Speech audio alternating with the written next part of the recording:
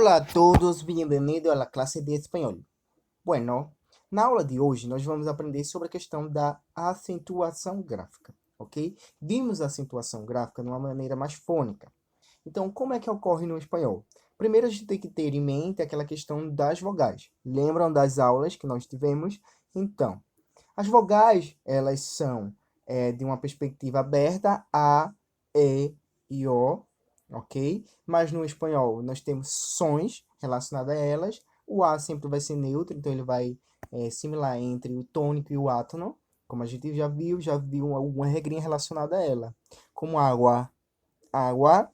Por ser um atônico, a gente viu que é necessário utilizar o artigo, perdão, ele.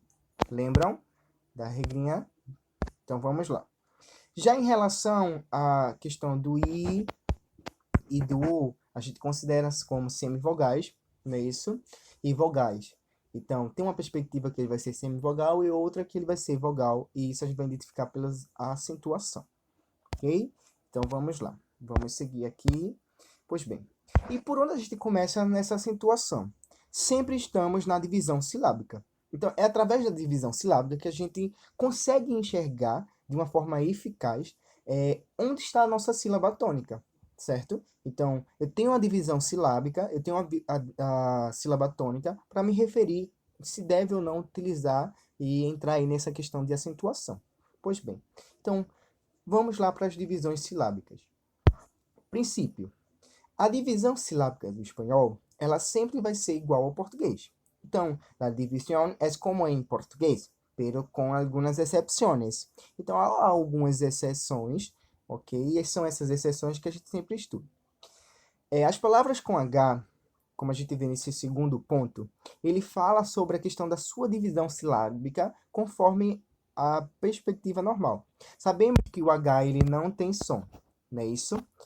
Mas que ele pertence a uma sílaba. Então, ele tem uma função silábica e que, querendo ou não, graficamente, a gente percebe a construção baseada sobre ele. Então, como exemplo, inalación. Inalación, a gente percebe que não pronunciamos o H, não é verdade?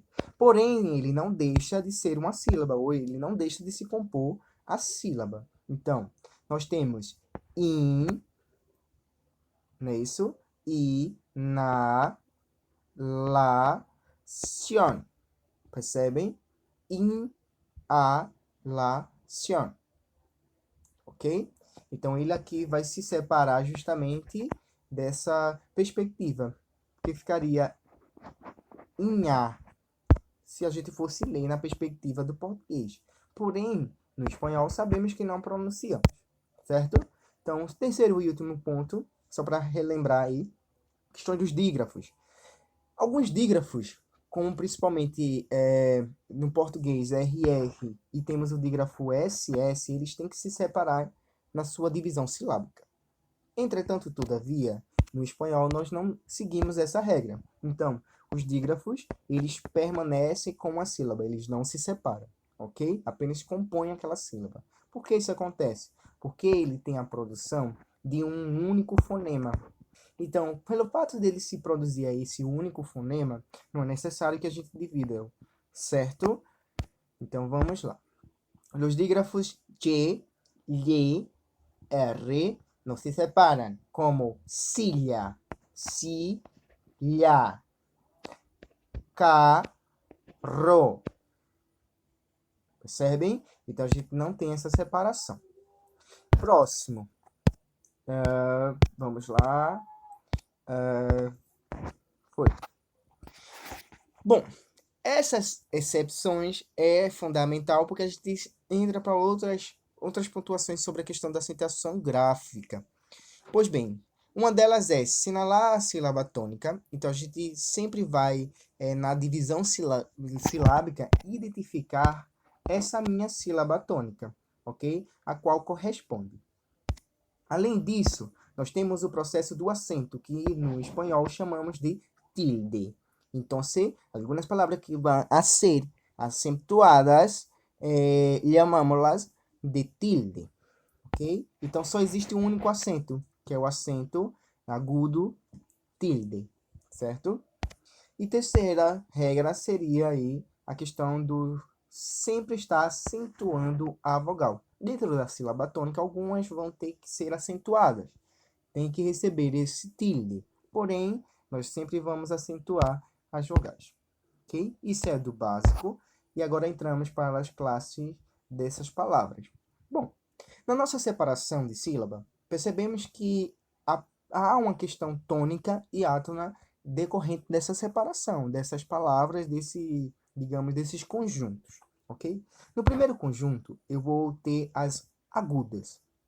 São aquelas cuja última sílaba é tônica. Então, as agudas elas são responsáveis pela última sílaba tônica. No português chamaríamos de oxítonas, certo? Então, vejamos aqui. Primeiro, reloj. Reloj.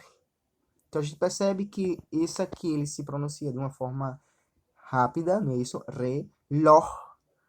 Tem uma perduração aí na questão da tonicidade, certo? Próximo. Balão. Balão, certo? Então, a gente vê a perduração dessa pronúncia. Paris. Paris, certo? Catedral. Então, a gente percebe que as sílabas, elas sempre vão ter uma perduração, certo? Próximo. Depois das agudas, nós temos o conjunto llanas ou graves. São aquelas cuja penúltima sílaba é tônica. Então, no português, chamaríamos ela de paroxítonas, ok? Porém, no espanhol, o graves ou llanas. Depende da nomenclatura que você quiera darlas, ¿vale? Vamos ver esses exemplos. Césped, cabello, inulti, sortijas.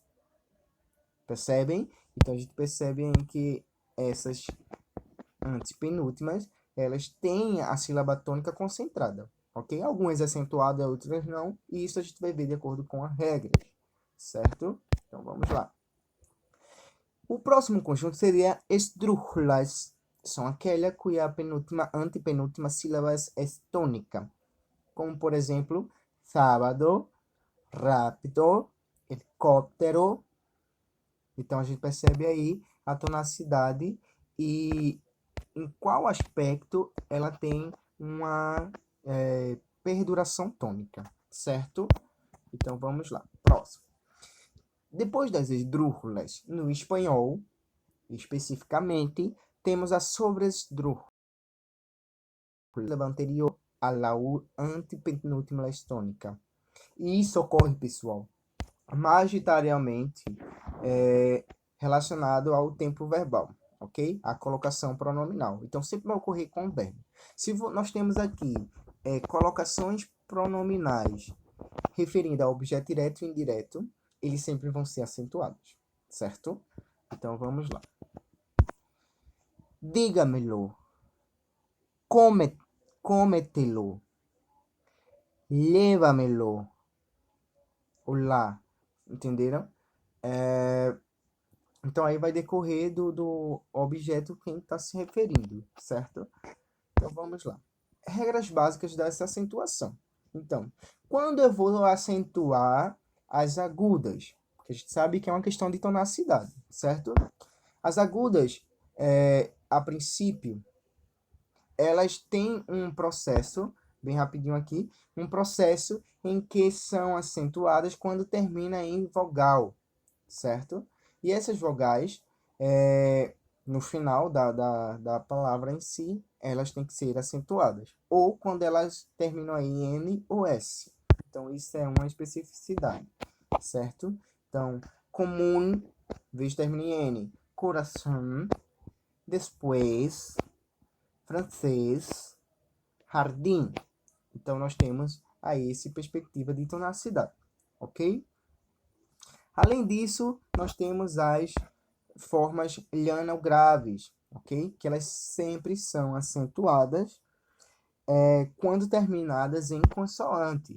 Então, terminou em consoantes, as graves ou paroxítonas, elas são acentuadas. com exceções de N, quando terminar em N, e S, ok? Com essas exceções. Álbum, açúcar, fácil, futebol, ok? E aí nós temos as palavras esdrúxulas, e sobre esdrúxulas, que são sempre acentuadas. Então, elas sempre têm acento, elas sempre são acentuadas, certo? Acadêmico, mérito, último, comprámelo. Bom, nós vimos aqui logo no começo algo relacionado à não acentuação, ok? Por que eu deixei ele para o final? E a princípio eu coloquei ele logo no início, perdão.